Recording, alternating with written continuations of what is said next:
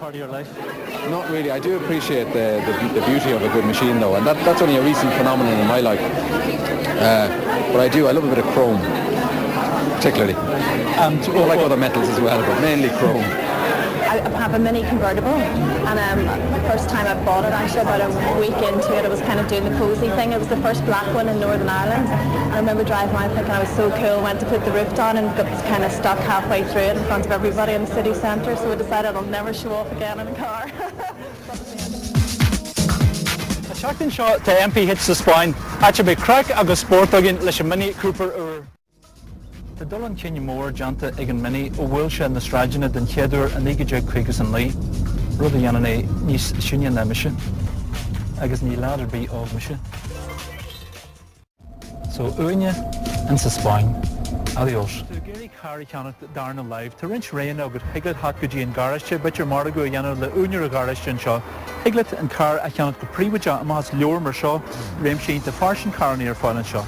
Ach, mas margu mar is carta tailolart an ach is far le go na go dtí an camp. Hey Russia. Well, tá sé an seo.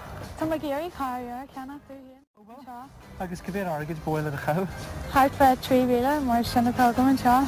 Má go leor agus bhfuil smúitiú ar bitir da áiricha buintearab na rud mar sin? Ní ben bú mé a cha. Tá go nachú.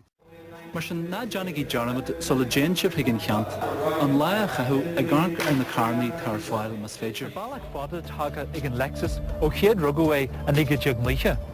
Ní le Janamagad a garc ar an LS úr. Tá de chud bregan hartort a hanait. Tá scahanan seo an a diglum cinsiú na bhfuilíon grúig i líarm. Éist. Glynne tú sin? Ní chluinne na mise. Tá an char seo ó ciúin na cogur.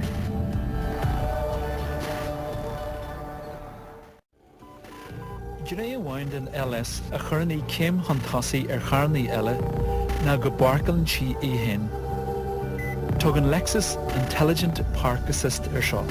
Le camera ar chúil agus radar parkala tá an LS abalta ait parkala a hóstaí hen. Cuide é sí leis an tiomaní parkal? No, mas mian leat, janí sí an parkal í hen. Tá an einaltarad go hintach, ach, a bhfuil ma brisú dlíir bí gan na lewa ar an rostúrta agus an car ógó.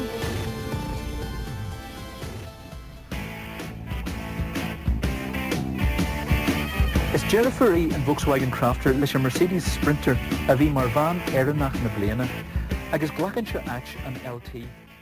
Leis tan sean táiseach muil a bhí ar an LT imi agus an ait, tá táiseach úr VW seo a chuideann leis an seirbhísú agus leis an éireáil. Leis tan dearú garmanach a dóú éfachtach ach ní bhaine sí seo dúirsin ar bíáileachta.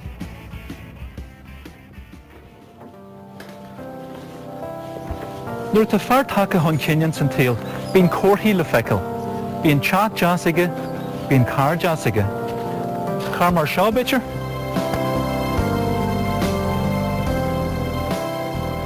Seo an Bentley ar náis tí úr.